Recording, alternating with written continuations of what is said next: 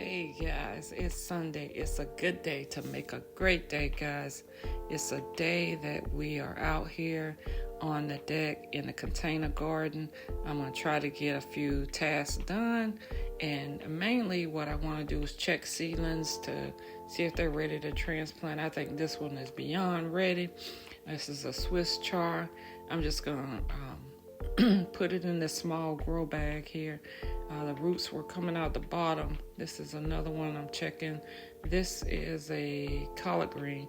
And so I am going to, and this is a Georgia collard green, Georgia Southern collard green. Take off the dead leaves and check the roots. See if it's ready to be transplanted. Yeah, I think we can put that bad boy in a pot too. Yep. Got some black cow here. I'm just going to be reusing some soil that's in this pot and mix it up pretty good. Of course, add some water to it. But yeah, basically this is cow manure.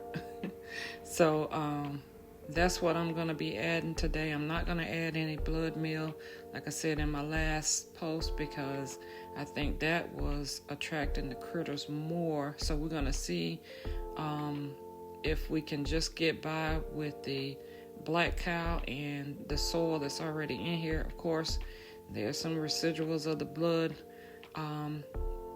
meal in here, but it won't be as strong because I'm not freshly adding it. So we're going to see if that makes a difference.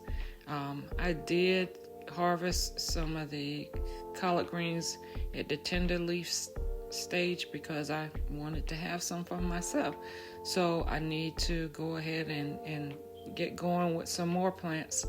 And if tender leaves is all I'm going to be able to get before the critters get a hold of it, then at least I'll have something.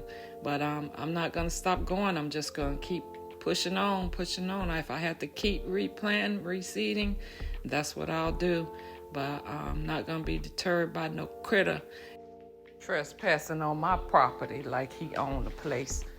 I really wanted to get these Swiss chard transplants done because, you know, if it gets too hot, it's still a little cool here in Maryland, but if it gets too hot, they'll start bolting and the leaves will become bitter. It's generally good to plant these in the early spring or in the fall season with temperatures between 50 and 75. So we're still in that temperature range here. So we still have some time for success here. If it gets too hot, I'll just need to move them to a shaded area. But right now, we should be good. If you've been paying attention to the prices in the grocery stores lately, even at the farmer's market, things are getting rough. So it's just nice, inexpensive and convenient way of having this already growing at your home. I mean, Swiss chard, you can make a variety of dishes with them. You can saute them, you can steam them, you can grill them, you can put them in soups and stews, and you can even add them to your omelets. They're delicious. And not to mention that they're loaded with vitamins like A, C, and K, packed with minerals like magnesium and potassium and iron, rich also in antioxidants and fiber. I mean, the list goes on. So having these growing at home is going to be beneficial for me. And hey, if you got time, you can go to Dollar Tree, you can get some pots, you can go to Lowe's, Home Depot, any box store and get you some soil and some compost and there's a little bit of fertilizer. Hey, you can have them growing at your home as well. Yeah, most people are familiar with collard greens, but I don't know if you know the Southern Georgia collard green variety.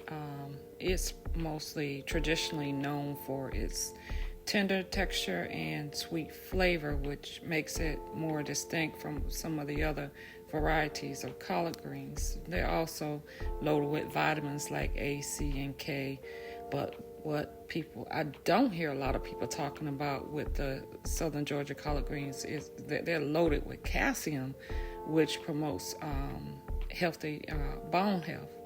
And they also boost your immunity system because they're loaded also with antioxidants. And they, of course, add a lot of fiber to your diet. So if you don't you think you don't like collard greens, maybe try a different variety from what you're used to eating, because that tender texture and that sweet flavor of Southern Georgia collard greens is like no other. So if in the past you've eaten collard greens that you didn't desire to eat again, or you don't have a preference for, try a different variety and see if you can find a variety that you do like. So I'm going to go inside now. I've got this tomato plant that has been growing since the winter. Actually, since the fall is when I started this. I believe it was the fall. And it's been producing the entire time, and I have pruned this thing so many times, and what I do notice is the more branches I take off, the more fruit it produces. And I usually call this my snack corner, right? Every time I walk by, I pull one or two of the little tomatoes off and have myself a nice little snack. But today I'm going to make lunch with it. And as you can see, it's still pushing out flowers, it's still pushing out fruit. And like I said, it's got tons of airflow going through it, which I think is helping it a lot. And I just make it my business to try to remove as many of the dead branches and leaves as possible. And like I said, the more I do that, the more it actually produces. So this is going to be my lunch for today. I got some of my butter crunch lettuce. I'm going to use that as a wrap, and I'll make myself a tuna fish salad wrap here with the butter lettuce. I've already had this tuna fish in the fridge, and I'm going to add some of those tomatoes, and I'm going to squeeze some lemon juice on top of that, and that's going to be my lunch today, guys. So let's get this on and popping.